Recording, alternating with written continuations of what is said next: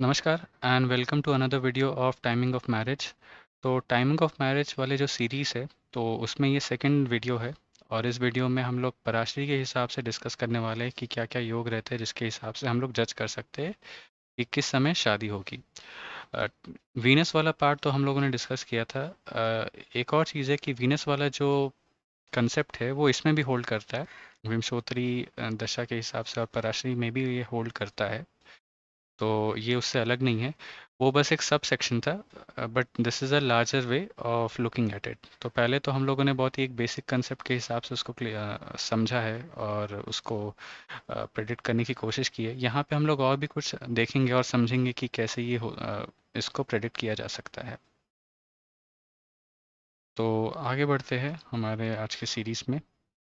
तो जब भी आप टाइमिंग ऑफ मैरिज पराशरी के हिसाब से देखना चाहते हैं तो उससे पहले कुछ चीज़ें आपको देखनी पड़ेगी। वो ये है कि कहीं पे लेट मैरिज तो नहीं है कुंडली में।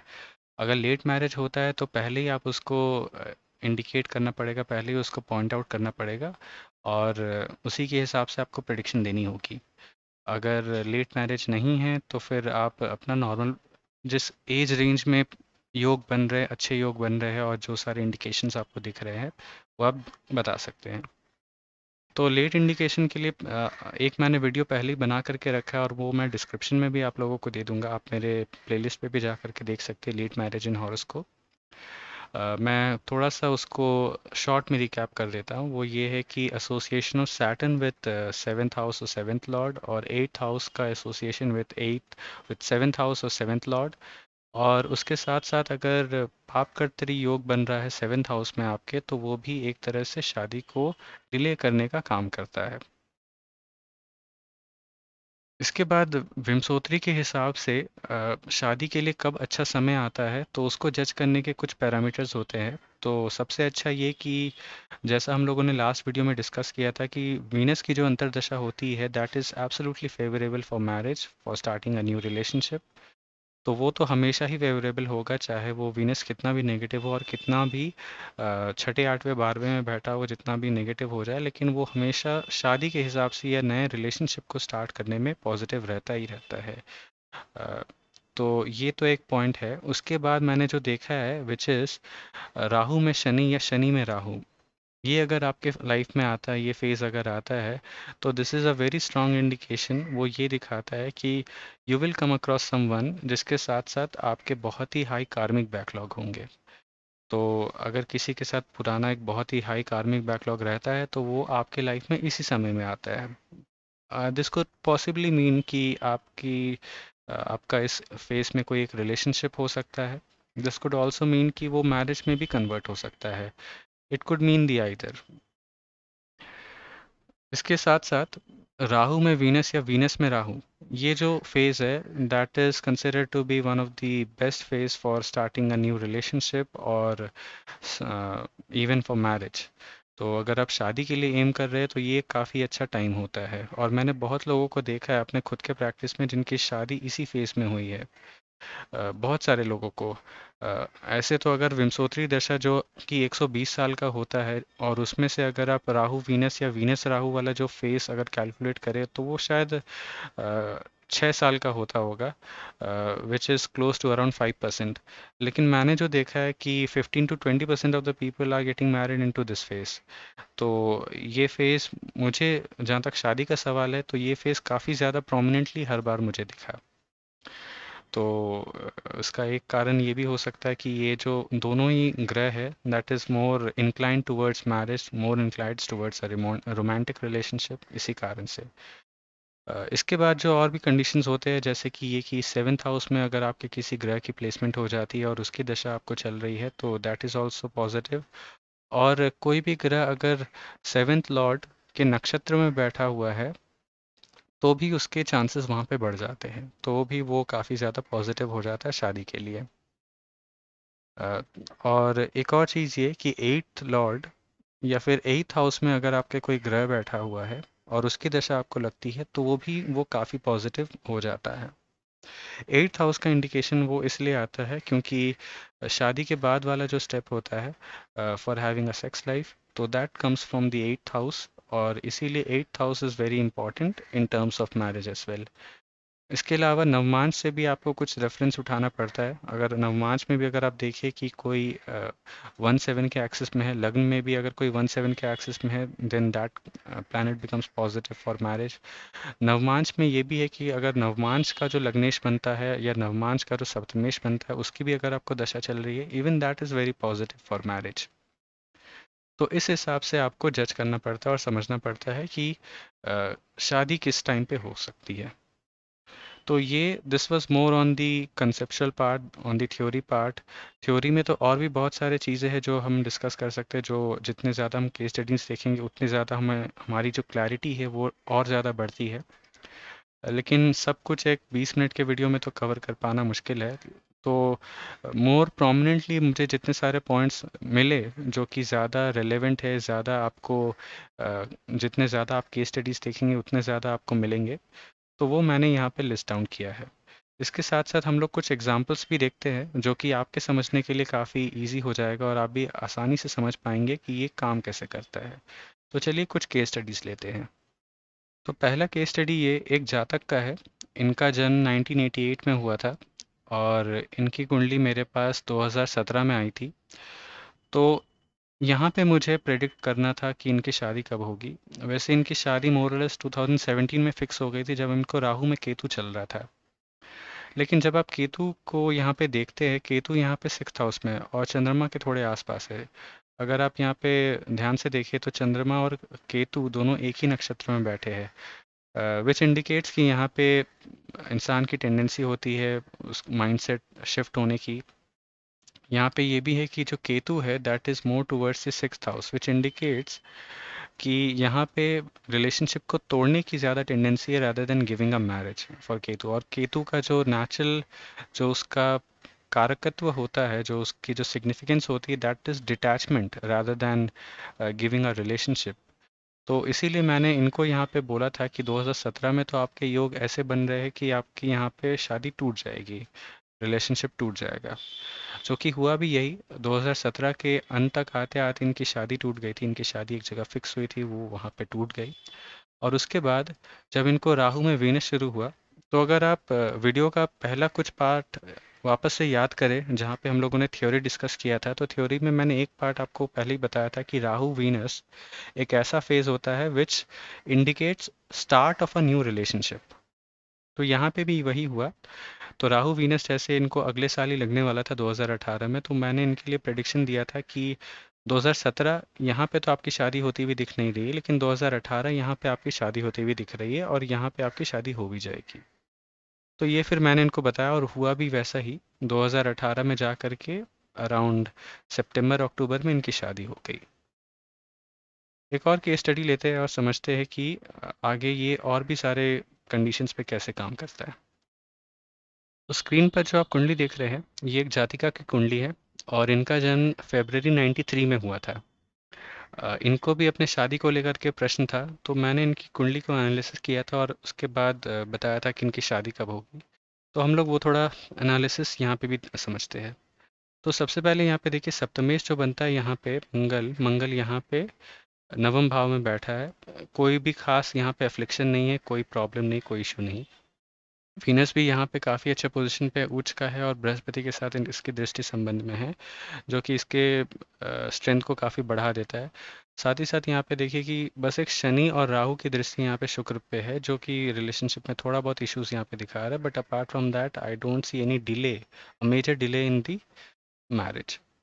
यहाँ पे एक और चीज़ अगर आप देखें, जैसे हम लोगों ने थ्योरी में डिस्कस किया था कि नवमांश में अगर आपके 1/7 वाले एक्सिस पे कोई ग्रह बैठा हुआ है तो वो काफ़ी ज़्यादा स्ट्रांग हो जाता है शादी को लेकर के। यहाँ पे बुध की पोजिशनिंग काफ़ी ज़्यादा स्ट्रांग हो गई। बुध यहाँ पे सप्तमेश है और लग्न में बैठा हुआ है, तो बुध यहाँ पे काफ़ी पावरफुल हो जाता है शादी देने के लिए।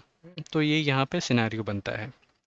यहाँ पे इसके साथ अगर आप कोऑर्डिनेट्स को भी देखें तो यहाँ पे इनका जो राहु का कोऑर्डिनेट है that is very powerful, and at the same time mercury के जो पोजीशनिंग है that is also very powerful. यहाँ पे उसके कोऑर्डिनेट्स भी काफ़ी अच्छे हैं नक्षत्र लेवल पे। तो इनका मैंने प्रिडिक्शन दिया था कि जब इनको मरकरी की दशा रहेगी, दशा लगने वाली होगी, तब इनके लिए शादी के योग बन जाएंगे। तो यहाँ पे इनकी शादी इस साल 2021 में फिक्स हुई है और कुछ ही महीनों में इनकी शादी है। तो ये एक और प्रिडिक्शन था जो कि नवमांश के बेसिस पे जब आप देखें तो ज़्यादा यहाँ पे आपको सही लगता है और समझ में आता है कि क्यों इस फेस में इनकी शादी हुई। एक और केस स्टडी लेते हैं और समझते हैं कि और भी ज़्यादा जो हमने कंसेप्ट डिस्कस किया था वो काम कैसे करता है। स्क्रीन पे जो आप कुंडली देख रहे हैं वो महेंद्र सिंह धोनी की कुंडली है। तो इनका जन्म 1981 में हुआ था और इनकी शादी 2010 में हुई थी। इनकी अगर कुंडली को अगर आप देखें तो यहाँ पे सप्तमेश बनता है जुपिटर और पंचमेश बनता है शनि, दोनों की पोजीशनिंग यहाँ पे लग्न में है, लग्न में और काफ़ी क्लोज कंजंक्शन पे है। तो यहाँ पे एक चीज़ तो समझ में आता है कि इस पोजीशनिंग के कारण कि इनके लव मैरिज के योग ज़्यादा प्रबल दिख रहे हैं।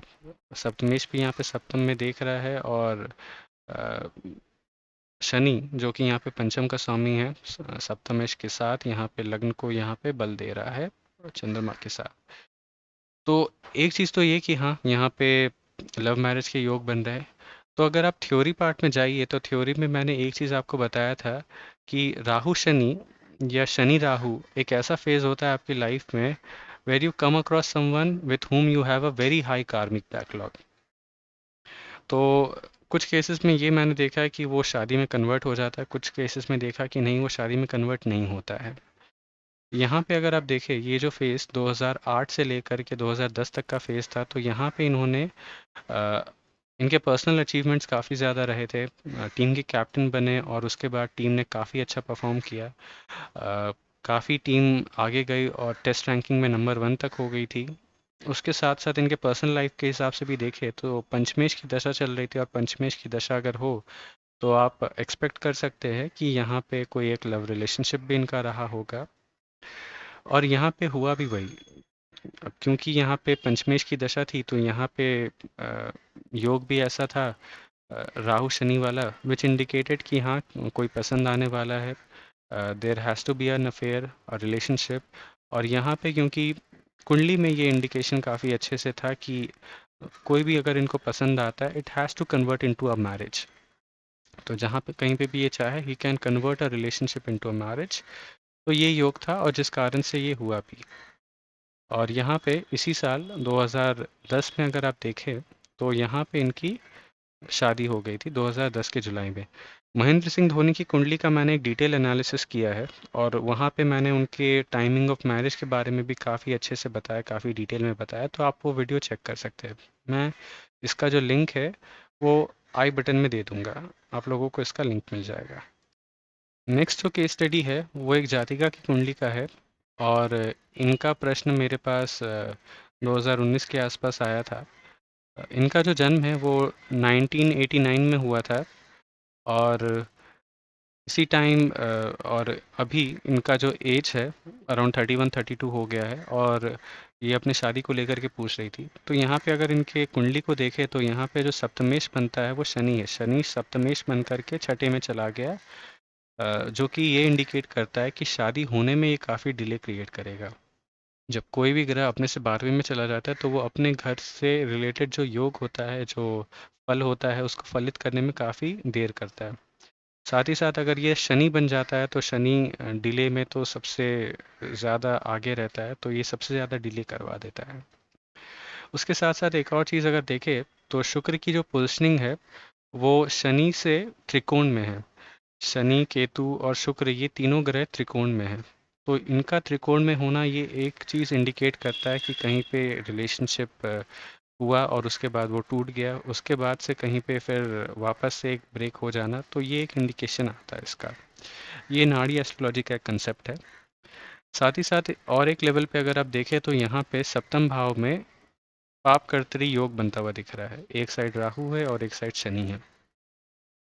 तो जिस कारण से अगर पाप कर्तरी योग होता है तो इस घर से रिलेटेड जितने सारे योग है या फिर जितने सारे फल है उसको फलित करने में काफ़ी डिले कर देता है। तो ये यहाँ पे बनता है और यहाँ पे ये प्राइम सिचुएशन है जहाँ पे लेट मैरिज इंडिकेटेड है। तो जैसा मैंने अपने थ्योरी में पहले आपको बताया था कि लेट मैरिज वाला अगर कोई इंडिकेशन होता है तो वो आपको पहले से ही जज कर लेना होगा। तो यहाँ पे तो लेट मैरिज इंडिकेटेड है। अब देखना है कि इनकी शादी कब होगी।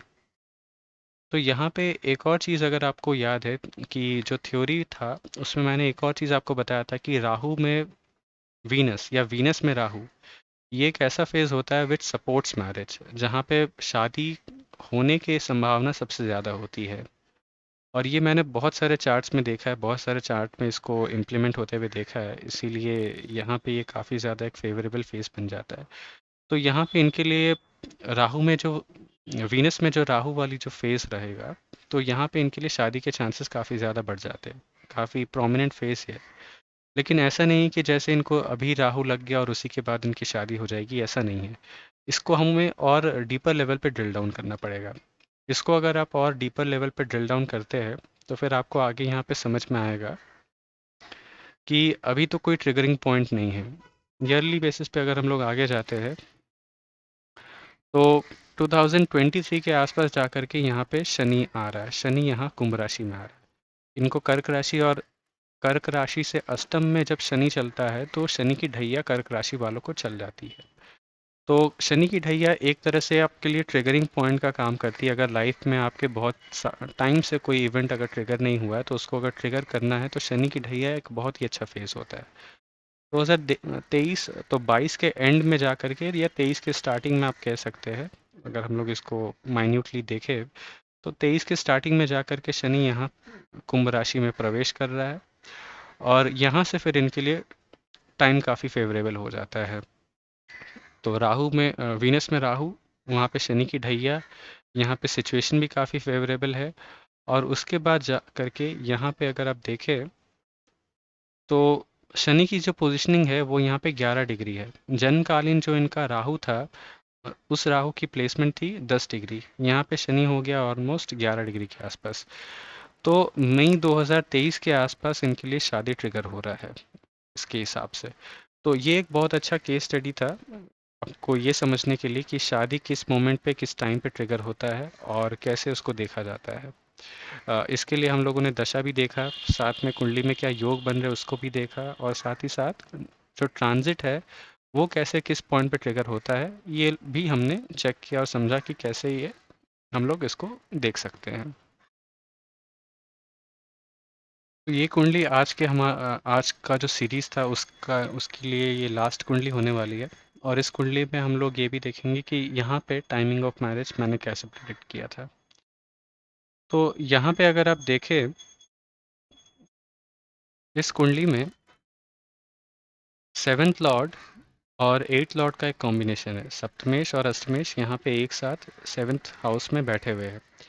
ये एक इंडिकेशन होता है फॉर लेट मैरिज। यहाँ पे उसके साथ साथ एक और चीज़ अगर आप देखें कि शनि की जो प्लेसमेंट है that is in second house, और वो भी यहाँ पे शनि मार्स का यहाँ पे एक योग बन रहा है। तो इस कारण से यहाँ पे इस कुंडली में एक लेट मैरिज का योग था। इनका प्रश्न मेरे पास 2019 में आया था, और 19 में ये पूछ रही थी कि इनकी शादी कब होगी।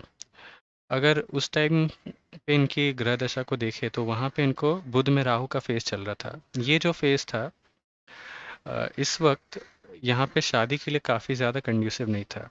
यहाँ पे राहु की दशा इनको चल रही थी, और राहु का जो प्लेसमेंट था वो बहुत ज़्यादा अच्छा नहीं है शादी के हिसाब से। इसके बाद अगर आप यहाँ पे देखें, इनका जो सप्तमेश है जो वो शुक्र है, और शुक्र दो शुभ ग्रहों के साथ बैठा हुआ है। सप्तमेश अगर आपका दो शुभ ग्रहों के साथ बैठा हुआ है और वो लग्न को बल दे रहा है, इसका मतलब ये होता है कि जैसे इनकी शादी होती है, शादी होने के बाद इनके लाइफ के लिए काफ़ी अच्छा रहने वाला है, और इनके लाइफ का जो कंफर्ट लेवल है वो काफ़ी ज़्यादा बढ़ जाएगा। कंफर्ट आपके लाइफ में तभी बढ़ता है जब आप कोई एक बहुत ही कंफर्टेबल फेज़ में होते हो, काफ़ी एक इस तरह के फेज़ में जहाँ पे आपको स्ट्रगल ज़्यादा नहीं करना पड़ता है। तो इस वक्त तो इनको राहु चल रहा था, और इसलिए मैंने बोला कि जब तक ये राहु है तब तक तो आपकी शादी हो नहीं सकती, क्योंकि ये कंफर्ट वाला सिचुएशन तो आपके लिए नहीं रख रहा है। इसके बाद आपको बृहस्पति शुरू होने वाला है, और बृहस्पति आपके सप्तम भाव में बैठा हुआ है। बृहस्पति यहाँ पे है काफ़ी स्ट्रांग पोजीशन पे, काफ़ी अच्छे जगह पे बैठा हुआ है, और लग्न को बल दे रहा है, सप्तमेश के साथ भी है, विच इंडिकेट्स कि यहाँ पे बृहस्पति का जो पावर है वो शादी देने के लिए काफ़ी अच्छा है। It is quite favourable to give marriage. और बृहस्पति के अगर आप यहाँ पे कोऑर्डिनेट्स भी देखें, तो काफ़ी अच्छा और काफ़ी पॉजिटिव यहाँ पे आ जाता है। तो बृहस्पति यहाँ पे काफ़ी पॉजिटिव हो गया, और जैसा कि मैंने बताया कि यहाँ पे अगर लग्न आदि योग बन जाता है, जैसे कि लग्न के ऑपोजिट में तीन शुभ ग्रह, और सप्तमेश भी है, वो भी दो शुभ ग्रहों के साथ है, विच इज़ वेरी रेयर। तो ऐसे केस में शादी के बाद इनके लिए सिचुएशन काफ़ी ज़्यादा फेवरेबल और काफ़ी कंफर्टिंग हो जाता है, काफ़ी कंफर्टिंग इनके लिए हो जाता है। बुध जुपिटर दोनों ही सप्तम भाव में बैठे हैं, बुध में जुपिटर की दशा है। So it was a straight forward call for me कि हाँ, ये जब दशा जब आपको चलेगी इसी वक्त इनकी शादी होगी। 2019 में जब ये मेरे पास आई थी तब ये अराउंड 30 साल की रही होगी, और उस वक्त वो काफ़ी चिंता में थी कि 30 साल की हो गई, अगर और 2 साल हो गया तो काफ़ी लेट हो जाएगा इनके लिए। तो मैंने बोला कि इससे पहले तो आपके कुंडली में तो योग ही नहीं है। योग यहाँ पे 2021 से ही शुरू हो रहा है, और यहाँ पे चांसेस भी है कि आपका ये योग फलित हो जाएगा, और बहुत जल्दी उम्मीद भी है कि इनकी शादी हो जाएगी। तो ये सारे केस स्टडीज़ थे मेरे पास। ऐसे तो और भी बहुत सारे केस स्टडीज़ है, लेकिन एक वीडियो में कवर कर पाना काफ़ी मुश्किल है। मैं और ज़्यादा डिटेल में नेक्स्ट वीडियो में डिस्कस करने वाला हूँ केपी के साथ केसेस लेकर के, कि केपी एस्ट्रोलॉजी के हिसाब से कैसे मैंने कंडीशंस को जज किया। तो अभी तक जो मैंने डिस्कस किया था कि शुक्र वाला जो पार्ट है, फिर पराशरी वाला जो पार्ट जो हम लोगों ने इस वीडियो में डिस्कस किया, दैट स्टिल होल्ड्स ट्रू। तो जब हम लोग केपी वाला केस डिस्कस करेंगे तो उसमें ये जो दोनों कंसेप्ट जो हम लोगों ने आज यूज़ किया था, वो केपी में भी उसको जॉइन करके, उसको एक साथ क्लब करके हम लोग यूज़ करने वाले हैं। तो उससे क्या होगा कि आपकी जो अंडरस्टैंडिंग है वो और ज़्यादा बढ़ेगी, और ज़्यादा आप माइन्यूटली उसको जज कर पाएंगे। तो that's it from my side in this video. आप लोगों से फिर नेक्स्ट वीडियो में मिलता हूँ। तो उसमें हम लोग केपी के बारे में डिस्कस करेंगे, वहाँ से टाइमिंग ऑफ मैरिज कैसे डिस्कस करते हैं, कैसे उसको निकालते हैं। So stay tuned for more video and more knowledge. See you in the next video. Bye.